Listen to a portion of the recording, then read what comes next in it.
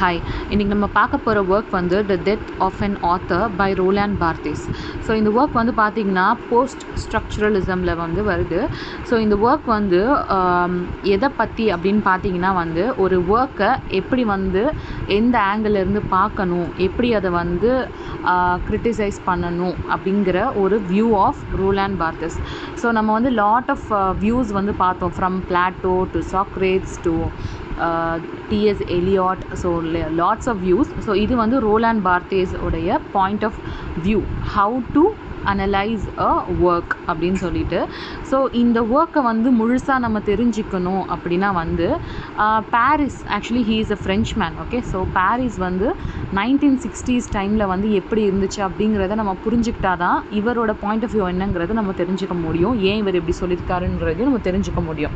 So இது வந்து பார்த்திங்கன்னா இந்த ஒர்க் வந்து ஆக்சுவலி மாடர்ன் நியூ கிரிட்டிசிசம் அப்படின்னு சொல்கிறோம் இல்லையா, அந்த நியூ கிரிட்டிசிசம்க்கு ஷிஃப்ட் பண்ணுற மாதிரியான ஒரு ஒர்க் தான் இது.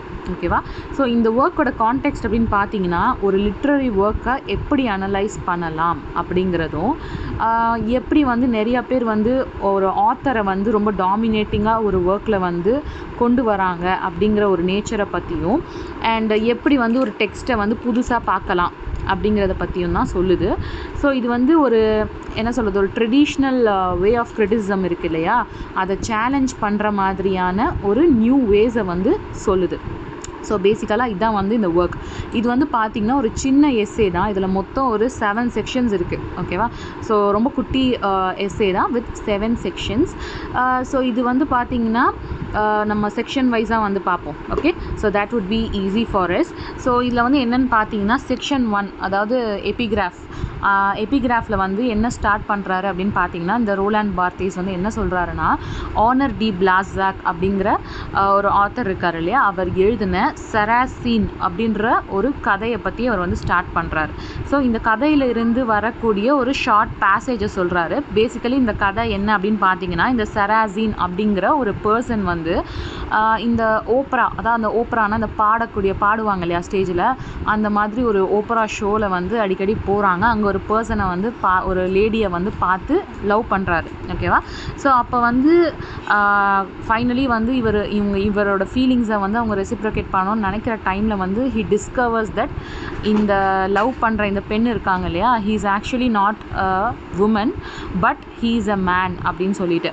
ஸோ என்னன்னு பார்த்தா வந்து ஹீ இஸ் லைக் அ யூனுக்குன்ற வார்த்தை we've already seen. அதாவது வந்து அவங்க ஒரு ஆண் வந்து பியூபர்ட்டி ரீச் பண்ணுறதுக்கு முன்னாடியே அவங்களுடைய மேல் ரீப்ரொடக்டிவ் ஆர்கன்ஸ் எல்லாத்தையும் வந்து ரிமூவ் பண்ணிடுவாங்க. ஸோ இந்த ஹேபிட் வந்து லைக் ரொம்ப வருஷமாக லாட்ஸ் ஆஃப் சென்ச்சுரிஸ் பேக் வந்து மிடில் ஈஸ்டில் வந்து ஃபாலோ பண்ணிட்டு தான் இருந்தாங்க. ஸோ இவர் வந்து ஒரு யூனுக் அப்படிங்கிறது வந்து இந்த சராசினுக்கு வந்து தெரியுது. ஸோ பேசிக்கலி அவங்க வந்து பியூபர்ட்டி அடைகிறதுக்கு முன்னாடி அவங்களோட மேல் ரீப்ரொடக்டிவ் ஆர்கன்ஸ் எல்லாம் ரிமூவ் பண்ணிட்டாங்கன்னா அந்த டெஸ்ட்ரோஸ்டோன் வந்து பீக் ஆகாது. ஸோ அவங்களோட அந்த ஆடம்ஸ் ஆப்பிள் இருக்குல்ல, அந்த குரல் வந்து மாறும் இல்லை, அது மாறாது. ஸோ லைக் இதை தான் வந்து அவர் தன்னோட ப்ரொஃபஷனாக, அவரோட குரல் வந்து ஒரு குழந்தையோட குரல் மாதிரி, லைக் ஒரு கேர்ளோட குரல் மாதிரி இருக்கிறதுனால அவர் வந்து ஒரு லேடி மாதிரி ட்ரெஸ்அப் பண்ணிவிட்டு ஓப்பராவில் வந்து பாடிட்டு இருந்து தன்னோட லைவ்லிஹுட்டை வந்து, அதான் தன்னோட வாழ்க்கையை வந்து சர்வை பண்ணிட்டு இருக்காரு. ஸோ இதை தெரியாத சராசின் வந்து அவரை வந்து ஒரு விமனாக நினச்சி காதலிச்சிருக்காரு. ஸோ இதுதான் ஆக்சுவலி அந்த இந்த ஸ்டோரியில் இருக்கிற பேசேஜை வச்சு தான் ஃபர்ஸ்ட் அந்த எபிகிராஃபை வந்து ஸ்டார்ட் பண்ணுறாரு நம்மளோட ரோலாண்ட் பார்த்தேஸ். ஸோ இதில் வந்து இவர் என்ன சொல்ல ட்ரை பண்ணுறாருன்னா, இந்த சராசினுக்கு வந்து தெரிஞ்சு போச்சான், லைக் அவர் விரும்புகிற அந்த பெண் வந்து பெண் கிடையாது அப்படின்னு. ஸோ இப்போ வந்து இந்த சராசின் வந்து தெரிஞ்சும் கூட அதை ஒத்துக்கிற மனநிலைமையில் இல்லையாம். ஸோ அதை வந்து அவரோட மனசு வந்து ஒத்துக்க மாட்டுது அப்படின்னு சொல்கிறாரு. ஸோ இதை வந்து ஒத்துக்க மாட்டுதுன்னு இந்த சொல்ல வர்றது வந்து சராசினோட வாய்ஸா இல்லை அந்த ஆத்தர் இருக்கார் இல்லையா, ஆனர் டி பிளாஸாக், அவருடைய அந்த குரலா அப்படின்னு கேட்டு கொஷின் பண்ணுறாரு. ஓகேவா? ஸோ யார் வந்து இதை சொல்ல ட்ரை பண்ணுறா, அதாவது ஆத்தர் வந்து சராசினோடைய பாயிண்ட் ஆஃப் வியூவிலேருந்து அதை சொல்கிறாரா, இல்லை ஆத்தர் வந்து தன்னோட எக்ஸ்பீரியன்ஸை வச்சு இதை சொல்கிறாரா அப்படிங்கிற ஒரு கொஷினை கொண்டு வந்து வைக்கிறார். ஓகேவா? ஸோ இதுதான் வந்து ஃபர்ஸ்ட் பேராகிராஃபில் வந்து வருது. ஸோ ஃபர்ஸ்ட் செக்ஷனில், not the first paragraph. So first செக்ஷனில் வந்து இதை தான் வந்து அவர் சொல்ல ட்ரை பண்ணுறாரு. ஸோ ஒரு ஒர்க் எனி லிட்ரரி ஒர்க், ஒரு போயமாக இருக்கட்டும், ஒரு எஸ்ஸேவாக இருக்கட்டும், ஒரு ப்ரோஸாக இருக்கட்டும், வாட் எவர் இட் இஸ், ஒரு ஒர்க் அப்படிங்கிறது வந்து இதுதான் இதுக்கு டெஃபினட்டான மீனிங் அப்படின்னு 100% யாராலையுமே சொல்ல முடியாது அப்படின்னு சொல்கிறாரு. ஸோ இது வந்து ஜஸ்ட்டு வந்து ஒரு இன்டர்பிரிட்டேஷன் தான் அப்படின்னு வந்து தான் சொல்கிறாரு. இதுதான் செக்ஷன் 2. செக்ஷன் 2ல் என்ன சொல்கிறாருன்னா, யார் எழுதின ஒர்க்காக இருந்தாலும் இது வந்து ஒரு அக்ரீடு ஃபேக்ட்ஸாக இருக்க முடியாது. ஓகேவா? ஸோ இதுதான் இதுக்கு கண்டிப்பான மீனிங் அப்படின்னு 100% நம்மளால் சொல்ல முடியாது. நான் படிக்கும்போது எனக்கு ஒரு மீனிங் கிடைக்கும், அதே மாதிரி வேறு ஒருத்தர் படிக்கும்போது வேறு ஒரு மீனிங் கிடைக்கிறதுக்கான வாய்ப்பும் இருக்குது. So it is not agreeable facts but only an interpretation. ஓகேவா? ஸோ அதுதான் வந்து இவர் சொல்ல வர்றாரு. ஸோ ரைட்டிங் அப்படிங்கிறத பொறுத்த வரையில் எதுவுமே 100% அக்ரியபிளான ஃபேக்ட்ஸ் கிடையாது. அண்ட் இன்னொன்று என்னென்னா, ஒரு ஆத்தர் அப்படின்றவரை வந்து பழங்காலத்தில் வந்து ஆத்தருக்கு முக்கியத்துவம் கொடுக்க மாட்டாங்க. நிறையா புக்ஸ் வந்து பார்த்திங்கன்னா அனானிமஸாக தான் இருக்கும். நிறையா புக்ஸில் ஆத்தர் பேரே இருக்காது. இந்த மாதிரி வந்து ஆத்தர்ஸ்க்கு இம்பார்ட்டன்ஸ் கொடுக்க மாட்டாங்க. அந்த ஒர்க்குக்கு தான் வெயிட் கொடுப்பாங்க. ஓகேவா? அந்த ஒர்க் என்ன சொல்லுதுங்கிறதான் பார்ப்பாங்க. பட் இப்போது இருக்கக்கூடிய காலகட்டத்தில் ஆத்தரை வந்து ரொம்ப ஒரு முக்கியமான பர்சனாக வந்து கன்சிடர் பண்ணுறாங்க. இப்போ நம்ம வந்து ஒரு ஒர்க்கை வந்து நம்ம பார்த்துருப்போம், லைக் ஒரு ரிசர்ச் பார்த்துருப்போம். எப்படின்னா வந்து இந்த ஸ்டூடெண்ட்ஸ் கிட்டலாம் வந்து நிறையா வந்து ஒர்க்ஸை கொடுத்து ஆத்தர் நேம் கொடுக்காம இந்த ஒர்க் வந்து எது உங்களுக்கு வந்து ரொம்ப பிடிச்சிருக்கு அப்படின்னு கேட்டால் வந்து நிறையா குட்டி குட்டி ஆத்தர்ஸோடைய லைக் அவங்க யாருன்னே தெரியாது அந்த மாதிரியான ஒரு ஆத்தர்ஸோட ஒர்க்கை வந்து பிடிச்சிருக்குன்னு சொல்லுவாங்க. ஆனால் வந்து இப்போ நம்ம வந்து ஒரு 10 ஆத்தர் கொடுக்குறோம், அதில் வந்து ஃபேமஸான ஒரு 2-3 பேரோட புக்ஸை கொடுத்தோன்னா அவங்களுக்கு அது அர்த்தம் விளங்குதோ இல்லையோ கண்டிப்பாக வந்து அந்த ஃபேமஸான ஆத்தர்ஸோட ஒர்க்கு தான் பிடிச்சிருக்குன்னு சொல்லுவாங்க. ஸோ ஆத்தரோட நேமே வந்து ஒரு இன்ஃப்ளூயன்ஸ் பண்ணக்கூடிய ஒரு விஷயங்களை வந்து நம்ம பார்த்துருக்கோம் ஆல்ரெடி. ஸோ வந்து ஒரு ஆத்தர் அப்படிங்கிறவர் வந்து முக்கியம் கிடையாது, அவர் எழுதியிருக்க அந்த ஒர்க் தான் முக்கியம் அப்படிங்கிறத ஸ்ட்ரெஸ் பண்ணுறது தான் செக்ஷன் 2ல் இருக்குது. இப்போ வந்து நம்ம ஆத்தர் அப்படின்னு பார்த்தோன்னா ஒரு எக்ஸாம்பிளுக்கு சொல்கிறேன். ஓகேவா? நம்ம ஷேக்ஸ்பியர் வந்து பார்த்திங்கன்னா கிட்டத்தட்ட 156 சானட்ஸ் எழுதியிருக்காரு. அந்த 156 சானட்ஸில் வந்து ஃபஸ்ட்டு 128 சானட்ஸ் ஐ திங்க் ஒரு ஆளுக்கு ஒரு மேனுக்கு வந்து அட்ரஸ் பண்ணியிருக்காரு. ஓகேவா? அந்த மேன் வந்து இவரோட ஃப்ரெண்டாக இருக்கலாம், இவரோட லவ்வராக இருக்கலாம், அந்த மாதிரி நிறைய அசம்ஷன்ஸ் இருக்குது. ஓகேவா? ஸோ திஸ் 128 சம்திங் சானட்ஸ் வந்து ஒரு ஃபேர் மேனுக்கு வந்து அட்ரஸ் பண்ணியிருக்காரு அப்படின்னு வந்து சொல்கிறாங்க. இந்த மேன் வந்து அவரோட லவராகவும் இருக்கலாம், அவரோட ஃப்ரெண்டாகவும் இருக்கலாம், அவரோட பெஸ்ட் ஃப்ரெண்டாகவும் இருக்கலாம்னு நிறைய வியூஸ் சொல்கிறாங்க. ஸோ இப்போ நம்ம வந்து இந்த கண்ணோட்டத்தில் அந்த ஒர்க்கை படிக்கும் பொழுது அப்படி தான் தெரியும் ஆக்சுவலி. ஓகேவா? ஸோ இவர் வந்து நிறையா பாயிண்ட்ஸில் பார்த்தீங்கன்னா அவரோட ஃப்ரெண்டை வந்து கல்யாணம் பண்ணிக்க சொல்லுவார், தன்னோட அழகை வந்து வேஸ்ட் பண்ணாத அப்படி சொல்லுவார், நீ வந்து இன்னும் நிறைய குழந்தைகள் பெற்றுக்கணும் உன்ன மாதிரி அழகா அப்படிலாம் வந்து சொல்லுவார் அந்த சோனட்ஸ்லலாம். ஸோ நம்ம அந்த கண்ணோட்டத்தில் படிக்கும் பொழுது இவர் வந்து அந்த யூத்துக்கு தான் அதை அட்ரஸ் பண்ணுறாரு அப்படிங்கிற மாதிரியான அர்த்தம் வந்து நமக்கு வரும். பட் நம்ம சும்மா அதை வந்து படித்தோன்னா வந்து அந்த அர்த்தம் நமக்கு வராது. ஸோ நமக்கு டிஃப்ரெண்ட்டான அர்த்தங்கள் எல்லாம் கிடைக்கும். ஸோ அந்த மாதிரி வந்து இவர் வந்து இதுக்காக தான் இதை எழுதியிருக்காரு அப்படின்னு நம்ம மனசில் ஒன்று ஃபிக்ஸ் பண்ணிவிட்டு அதை படித்தோன்னா நமக்கு ஒரே ஒரு அர்த்தம் தான் ஒரு போயமில் இருந்தோ ஒரு ஒர்க்கில் இருந்தோ கிடைக்கும். ஆனால் நம்ம மனசுக்குள்ளே எந்த ஒரு இன்டர்பிரிட்டேஷன்ஸும் இல்லாமல் அதை ஓப்பனாக ஆத்தரை பற்றியே யோசிக்காமல் ஒரு ஒர்க்கை படிக்கும்போது நமக்கு மல்டிபிள் இன்டர்பிரிட்டேஷன்ஸ் கிடைக்கும். ஓகேவா? வெவ்வேறு அர்த்தங்கள் கிடைக்கும் எப்போது ஆத்தர் யாருன்னு தெரியாமல் ஒரு புக்கை நம்ம படிக்கும்போது. ஓகேவா? ஸோ ஆத்தர் எழுதின அந்த ஒர்க்கை அவர் எதுக்காக எழுதியிருக்காருன்னு யோசிக்காமல் நம்ம படிக்கும்பொழுது நமக்கு நிறைய அர்த்தங்கள் வந்து கிடைக்கிது. ஓகேவா? ஸோ இதுதான் வந்து செகண்ட் செக்ஷனில் அவர் சொல்ல நினைக்கிறாரு. இப்போ வந்து ஃபார் எக்ஸாம்பிளுக்கு வந்து அவர் 2 பேரை சொல்கிறாரு. யாரை சொல்கிறாரு அப்படின்னு பார்த்தீங்கன்னா, வின்சென்ட் வேன் கோஹ் அப்படிங்கிற ஒரு டச் பெயிண்டரையும் பீட்டர் சஷ்கோஃபி அப்படிங்கிற ரஷ்யன் கம்போசரையும் வந்து சொல்கிறாரு. ஸோ இவங்க 2 பேருடைய எல்லா ஒர்க்ஸையுமே வந்து கிரிட்டிக்ஸ் வந்து இவங்க லைஃப்பில் நடந்த எல்லா விஷயங்களையும் கனெக்ட் பண்ணி வந்து சொல்கிறதுனால இதோடைய வெவ்வேறு டைமென்ஷன்ஸ் வெவ்வேறு இன்டர்பிரிட்டேஷன்ஸ் வந்து மக்களுக்கு வந்து தெரியாமலே போயிடுது அப்படின்னு ஒரு எக்ஸாம்பிளுக்கு சொல்கிறார். இப்போது செக்ஷன் 3 பார்க்கலாம். செக்ஷன் 3ல் என்ன சொல்கிறாருன்னா, பார்த்தே வந்து என்ன சொல்கிறாருன்னா, மாடர்ன் ரைட்டர்ஸ் இருக்காங்க இல்லையா, அதில் ரொம்ப சில பேர் தான் வந்து ரைட்டிங்னா என்ன அப்படிங்கிற அந்த ஸ்பெஷலைஸ்டான அண்டர்ஸ்டாண்டிங் கொண்டவங்களாக இருக்காங்க அப்படின்னு சொல்கிறாரு. அதாவது மெஜாரிட்டியான மக்களுக்கு ரைட்டிங்குன்ற அந்த பியூர் அண்டர்ஸ்டாண்டிங் வந்து இல்லாமல் இருக்குது அப்படின்னு சொல்கிறாரு. அதுக்கு வந்து யாரை சொல்கிறாருன்னா, ஸ்டெஃபனி மார்லமே அப்படிங்கிற ஒரு ரைட்டரை சொல்கிறாரு. பிகாஸ் வந்து எதனால் இவரை சொல்கிறாருன்னா, அவர் வந்து சொல்லியிருக்காராம், it is the language that speaks not the author. அதாவது ஆத்தர் அப்படிங்கிறவர் வந்து பேசலை, அந்த லாங்குவேஜ் தான் வந்து அவருக்கு அந்த அந்த தாட்ஸை கன்வே பண்ணுறதுக்கான ஒரு மீடியமாக இருக்குது அப்படிங்கிறத வந்து சொல்கிறாரு. நெக்ஸ்ட் வந்து பால் வேலரி அப்படிங்கிறவர் ஒருத்தர் சொல்கிறாரு. இவரும் வந்து பார்த்திங்கன்னா ஆத்தர் வந்து ஒரு ஒர்க்கை எழுதுகிறாரு இல்லையா, அந்த ஆத்தர் எந்த எண்ணத்தில் ஒரு ஒர்க்கை எழுதுகிறாரு அப்படிங்கிறத பற்றி நம்ம யோசிக்க வேண்டிய அவசியமே கிடையாது. அப்படி யோசிக்கிறது வந்து சூப்பர்சிஷன் அப்படின்னு சொல்கிறார். ஓகேவா? ஸோ சூப்பர்சிஷன் என்ன, அந்த மூட நம்பிக்கை சொல்லுவோம்ல, அந்த மாதிரி. ஸோ ஆத்தர் ஒரு ஒர்க்கை எழுதிட்டார், அவர் என்ன யோசித்து எழுதினாரு அப்படிங்கிறத நம்ம யோசிக்க தேவையில்லை, நமக்கு அதுக்கான கன்சர்னும் நமக்கு தேவை கிடையாது அப்படின்றத பால் வேலரி சொல்கிறாரு. நெக்ஸ்ட் வந்து ஃப்ரெஞ்ச் நாவலிஸ்ட் மார்செல் ப்ரோஸ்ட்ன்ற ஒருத்தர் சொல்கிறத பற்றி சொல்கிறாரு. அவர் என்ன சொல்கிறாருன்னா, மார்செல் ப்ரோஸ்ட் வந்து தன்னோட ஒர்க்கை எப்படி எழுதுவார்னா, தன்னுடைய அந்த அதாவது அவருக்கும் அவரோட கேரக்டர்ஸ்க்கு நடுவில் எந்த ஒரு சிமிலாரிட்டியுமே தெரியக்கூடாது.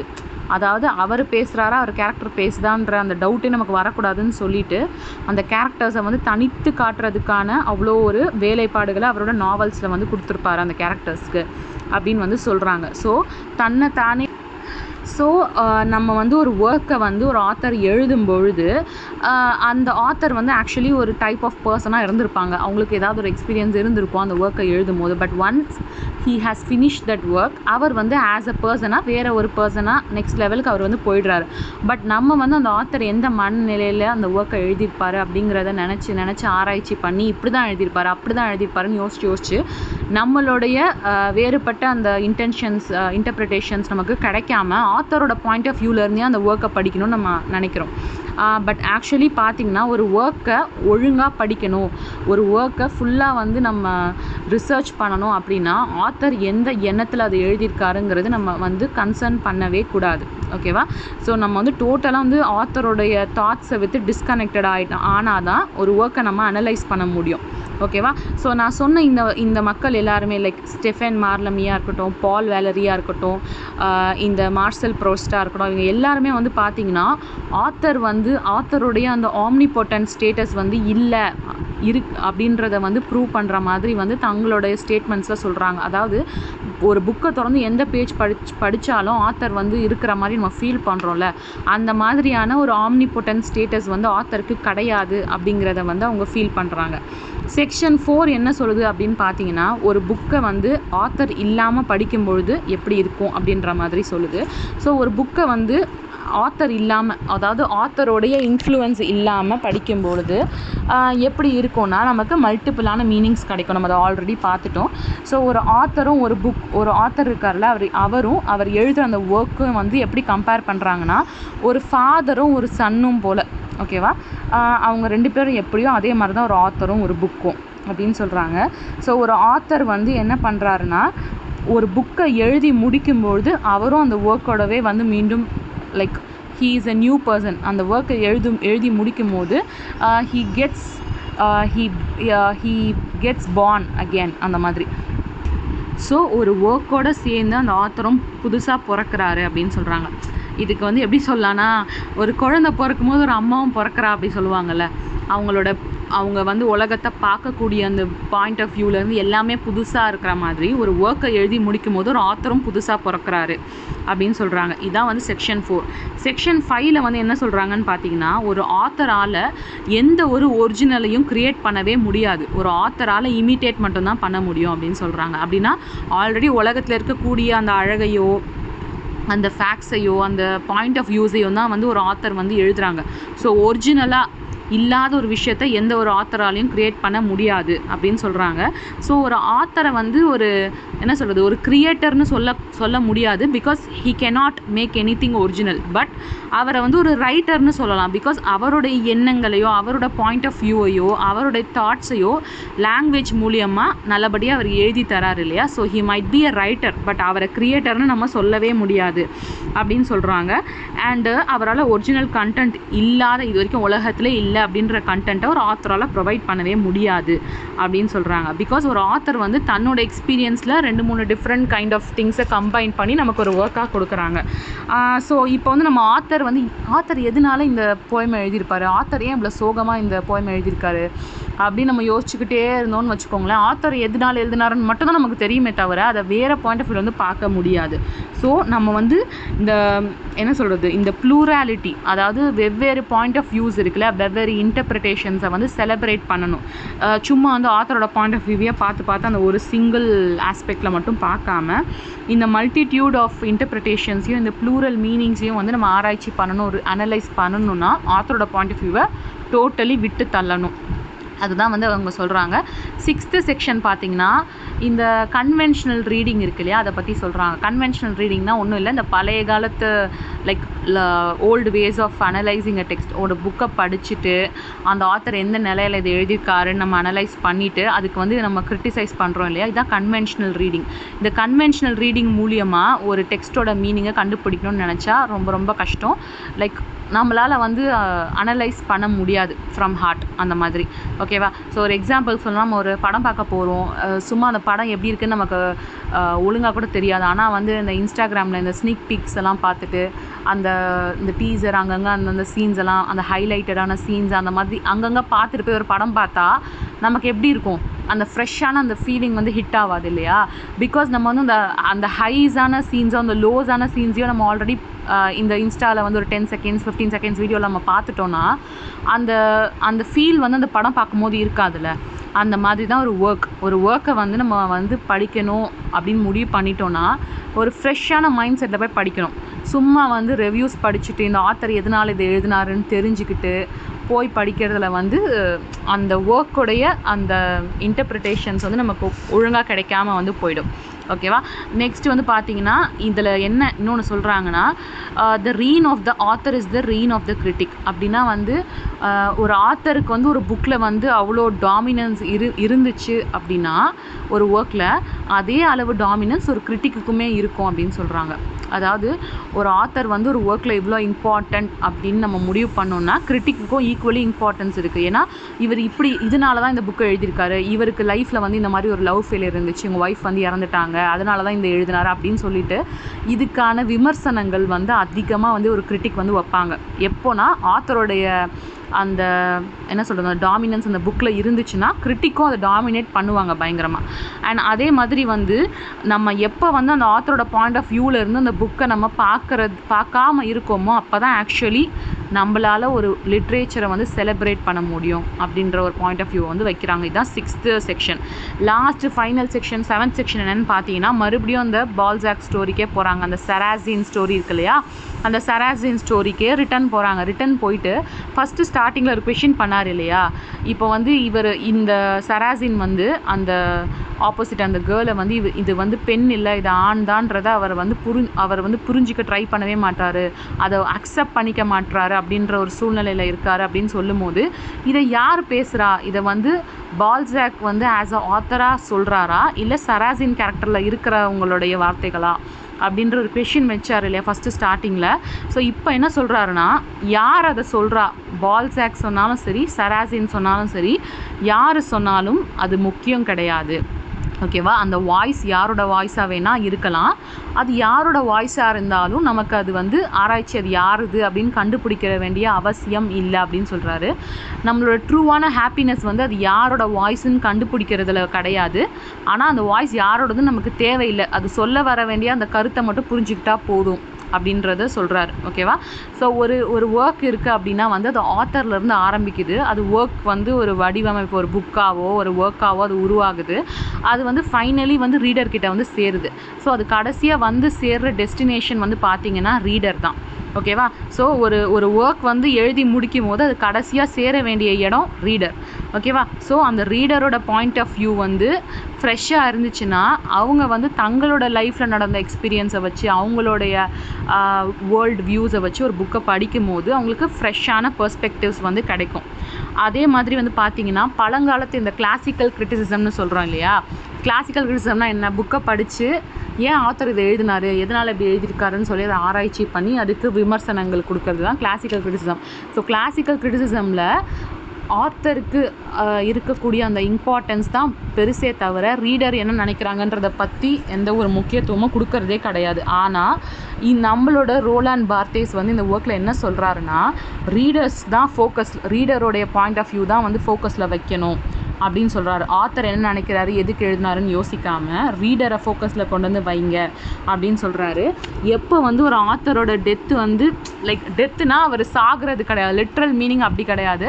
So death of the author in the sense அந்த ஆத்தரோட இன்டென்ஷன்ஸ் எதனால் எழுதியிருக்காரு அப்படின்ற அந்த தாட்ஸ் எப்போ வந்து நம்ம அந்த ஆத்தரோட டெத் வந்து ஸ்டார்ட் ஆகுதோ அப்போ தான் வந்து ஒரு ரீடரோட பர்த் வந்து மார்க் ஆகுது அப்படின்னு சொல்கிறாரு. அதாவது வேர்ட்ஸில் கரெக்டாக சொல்லணும்னா, the birth of the reader must be ransomed by the death of the author.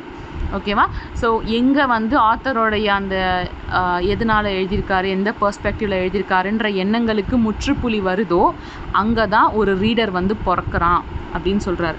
ஏன்னா ஆத்தர் என்ன நினச்சாருன்னு தெரிஞ்சுட்டு படிச்சிங்கன்னா ஆத்தரோட பாயிண்ட் ஆஃப் வியூலே தான் நீங்கள் பார்ப்பீங்க. உங்கள் பாயிண்ட் ஆஃப் வியூவில் எதையுமே பார்க்கவே முடியாது. ஸோ அந்த மாதிரி என்றைக்கு வந்து அதை நீங்கள் பார்க்குறத நிறுத்துறீங்களோ அன்னைக்கு தான் ஆஸ் அ ரீடராக ஒருத்தர் பிறக்க முடியும் திரும்ப அப்படின்னு சொல்கிறாரு. ஸோ என்றைக்கு எங்கே வந்து ஒரு ரீடர் பிறக்கிறாரோ அந்த புக்கு கரெக்டான அந்த ஒர்க் வந்து கரெக்டான ஒரு ஆளை போய் அடைஞ்சிருச்சு, அதோட ஃபைனல் டெஸ்டினேஷனை போய் சேர்ந்துடுச்சு. இதுதான் வந்து இந்த ஒர்க். ஓகேவா?